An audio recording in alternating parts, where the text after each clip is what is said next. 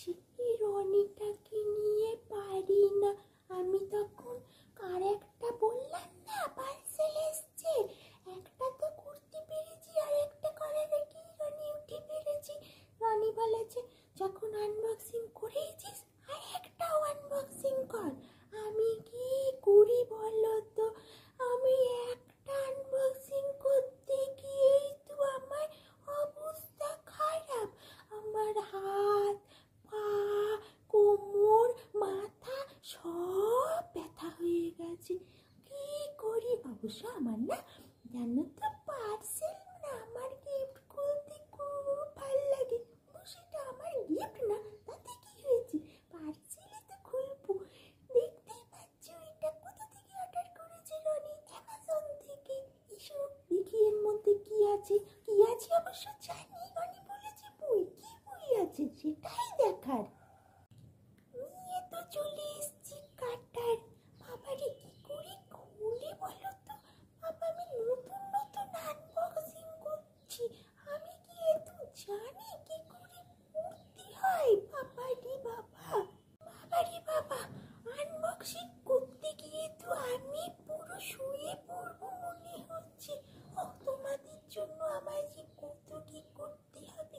এ তো বই বেরিয়ে চলেছি, অর্ধেকটা বের করে আমি ভাই ক্লান্ত হয়ে গেছি, একটু হাঁপিয়ে নি, তারপর তোমাদের দেখাচ্ছি। ওরে বাবা, তোমাদের জন্য আমি আর কি কি করি। এটা কি? এটা বই? আমি তো পুরো চাপা পড়ে গেছি বইয়েতে। তাও তোমাদের দেখাচ্ছি, দেখতে তাড়াতাড়ি দেখে নাও, না হলে বইয়ের আগে আমিই পড়ে যাব। বইয়ের নাম কি জানি বাবা, তোমরা পড়ো, আমি বাবা পড়তে পারছি না। ওরে বাবা, আমি বই নিয়ে উল্টে পড়ে গেছি। তোমরা নাম পড়েছো? আমি শুয়ে শুয়ে দেখতে পাচ্ছি বইয়ের নাম স্কুপ। জানি না বইয়ের ভেতরে কি আছে। আমি বড্ড হাঁপিয়ে গেছি, এবার আমায় জল খেতে হবে। তোমরা দেখতেই পাচ্ছ এই এত বড় বই নিয়ে আমার কি অবস্থা। আমাকে বইয়ের ওপর উঠে দেখতে হচ্ছে। হ্যাঁ, এই বইটাতে অনেক ছবি আছে, তা বলে আগের বইটার মতো অত কালার ছবি আছে এই বইটাতে? আগের বইটাতে তো কালার করতে হবে, রনি তো দেবে না। ঠিক আছে বাদ দাও, আমি বড্ড ক্লান্ত হয়ে যাচ্ছি। এই বইটা হচ্ছে কমিক বই। এই বইটা রনি বলল 1 নম্বর পার্ট। জানি না বাবা আরো কত আছে, আমাকে কি তাহলে আরো সব খুলতে হবে?